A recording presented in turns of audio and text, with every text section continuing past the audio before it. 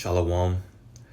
Kol Haloyim Yahweh Ba'ashem Yahushai Ba'ashem Rachakudash. Double honors to our apostles and elders of Great Millstone, and peace and blessings to the elect. Yeah, so I got 3 videos that I want to showcase, but they are kind of long, kind of lengthy, especially this one. So first, before I do that, because I want to watch them all in consecutive order, just back to back. So before I do that, I want to start off by reading Revelation 2 and 10, which is the premise of this video. I'll read it in the NLT on the right. It says, "Don't be afraid of what you are about to suffer. The devil will throw some of you into prison to test you. You will suffer for 10 days. But if you remain faithful, even when facing death, I will give you the crown of life." And when it says the devil, it's not talking about Satan. It's referring to the people that are ruling the earth that basically worship Satan. They come to do his bidding. And these different prisons, or the prison that it says here, it can be a concentration camp, which is what we're about to get into with these different videos. And of course, the whole point of me bringing this out is because you can't just say, because you're of the hopeful elect, you're not going to be in one of these. You won't be found in one of these. That's not scriptural. What we just read says that we possibly could. But our job is to remain faithful, just like it says, even if death awaits us, because of course that doesn't mean that we lost. If anything, if you remain faithful unto death, it says that you'll be the first one coming back in those ships or in the chariots with Yahushai. So you won. You won. But it doesn't mean that death is going to be your end either, just because you might be found in one of these different prisons or concentration camps. The point is to remain faithful. Because these different camps, concentration camps, more than likely when Jacob's trouble fully manifests, we're in it right now, but when it fully manifests, then more than likely these different concentration camps are going to be everywhere. They're going to be all over. So let's check this video out. Like I said, it's kind of lengthy, but I do want to get through at least a majority of it and then watch 2 more, and then we'll grab some more precepts. This administration is preparing for mass modular tent cities that are designed to hold tens of thousands of people at once. In every sense of the word, the scale and the infrastructure and the intent, these are concentration camps.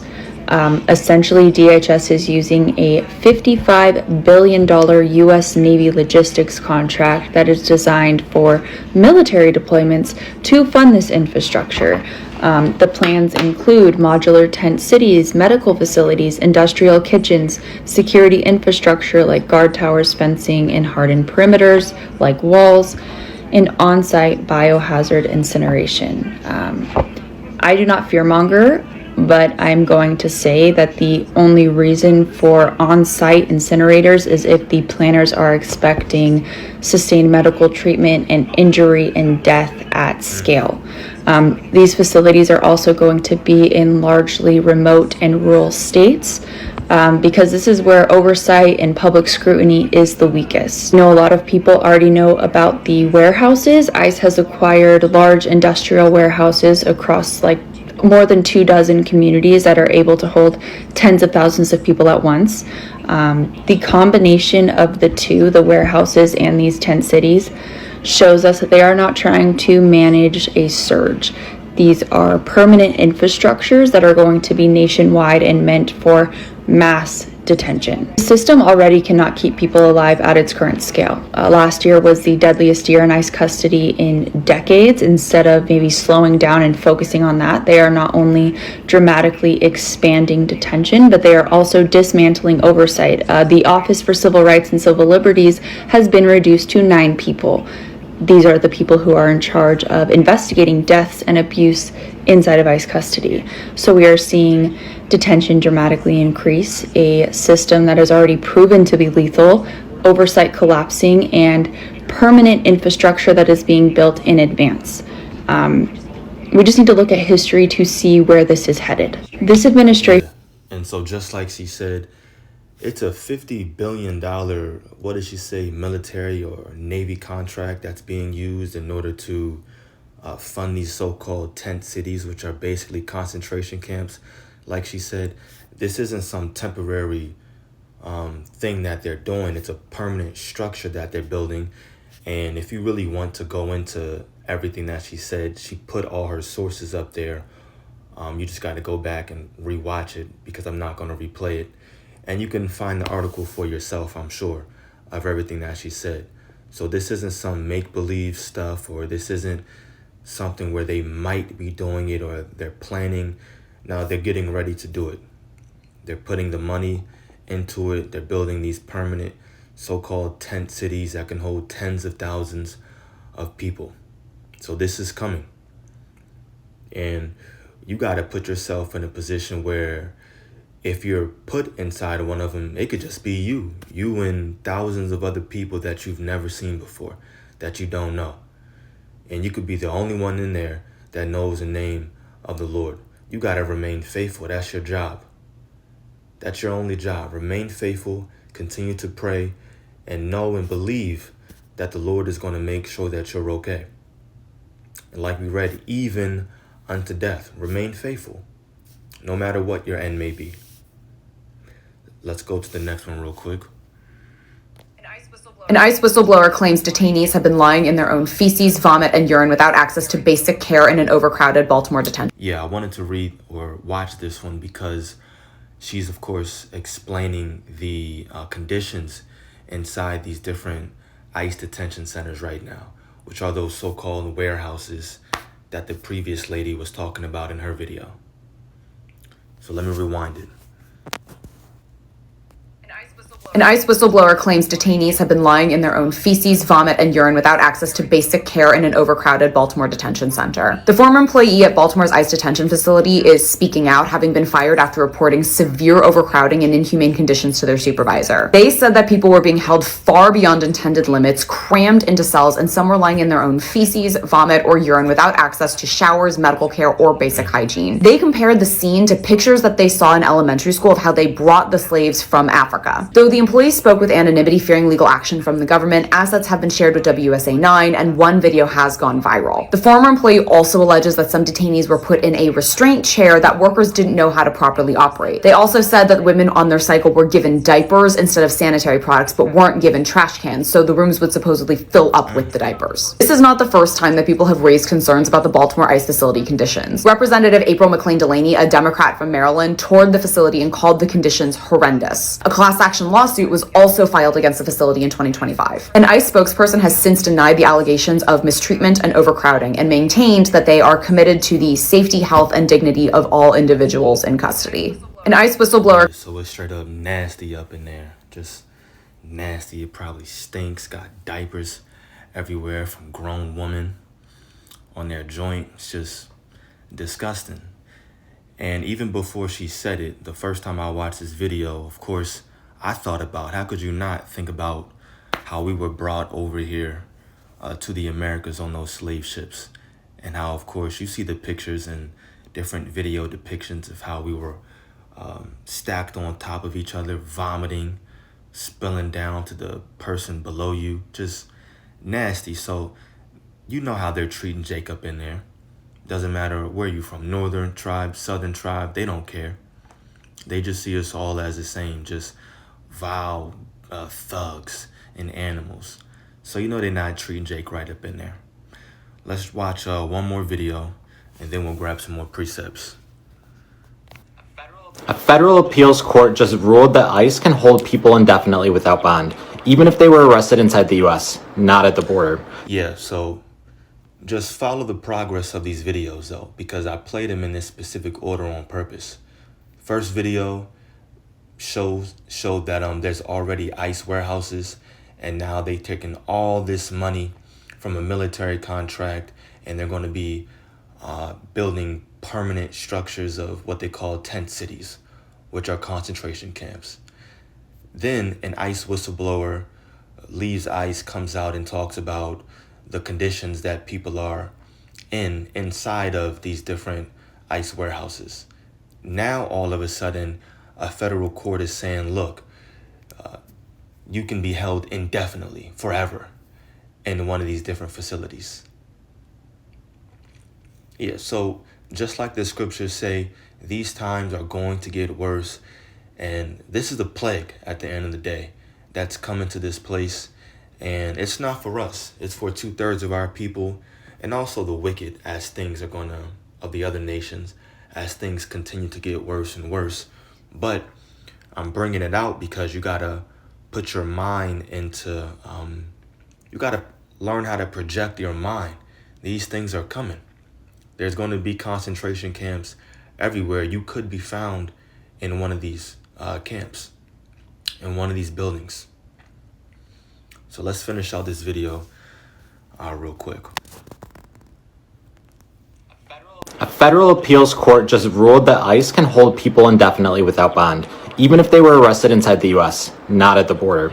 The ruling came from the US Court of Appeals for the Fifth Circuit, and it's a major win for the Trump administration. Here's what changed. In July, ICE issued a policy saying anyone who entered the country without inspection can be denied bond entirely and locked up for the duration of their deportation case. No bond hearing, no release, just detention, potentially for months or years. Hundreds of judges across the country rejected this. Even Trump-appointed judges said ICE was stretching the law. But the Fifth Circuit just sided with the government, saying the government's position is correct. The court accepted ICE's argument that immigrants arrested anywhere in the country can legally be treated as if they were still at the border, meaning mandatory detention applies. The majority compared it to a college application. Once you apply, you're seeking admission the entire time, so ICE can keep you locked up until your case ends. The judge warned this interpretation would allow the government to detain millions of people without bond, including people who have lived in the US for decades. To be clear, this ruling doesn't just affect new arrivals. It applies to people picked up in raids, traffic stops, or random sweeps, far from the border. And while this only controls states in the Fifth Circuit for now, it gives the administration a roadmap to expand it nationwide. A federal... Yeah, enough said. No need to recap that. Straightforward. Very much straightforward. This is Revelation. Let me get out of the NLT. This is Revelation chapter 12. I'm going to just keep clicking this. Do it like that. Revelation 12 and 12.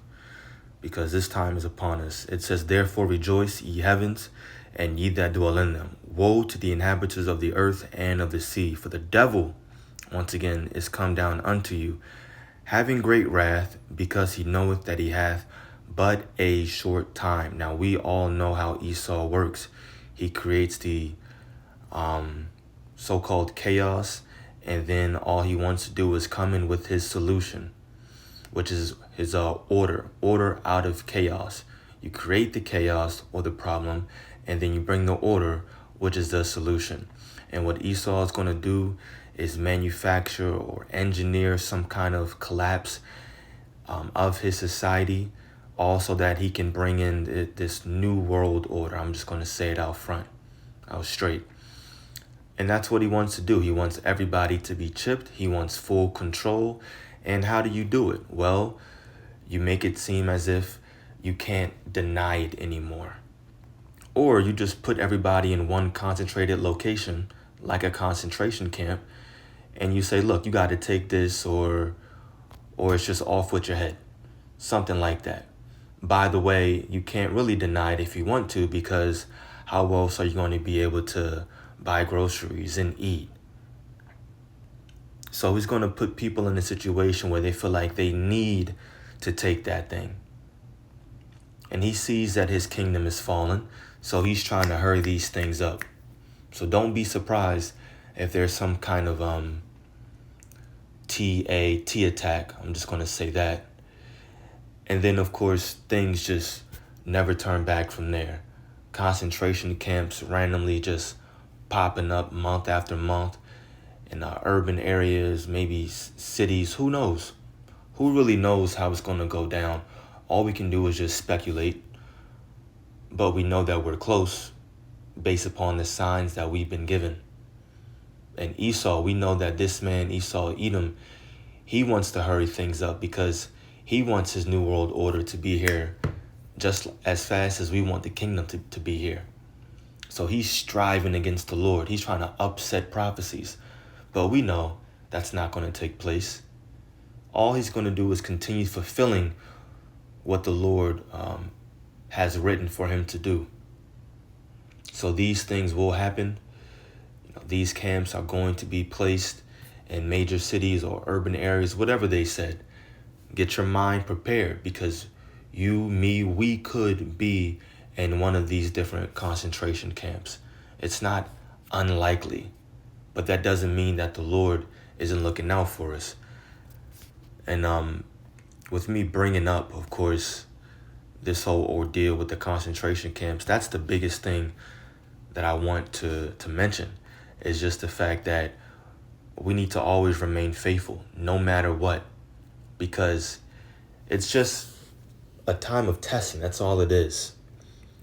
If the Lord puts you in one of these areas, your job isn't to freak out, start acting buck wild and screaming because everybody else is going crazy. No, you know what the scriptures say. Does it not talking about holding fast to that which you have? What do we have? We have this knowledge, we have wisdom, we have understanding of the times. We know why these things are taking place. If that's the case, all right. You find yourself in one of these areas, take a deep breath and relax. Remember what the scriptures say and pray.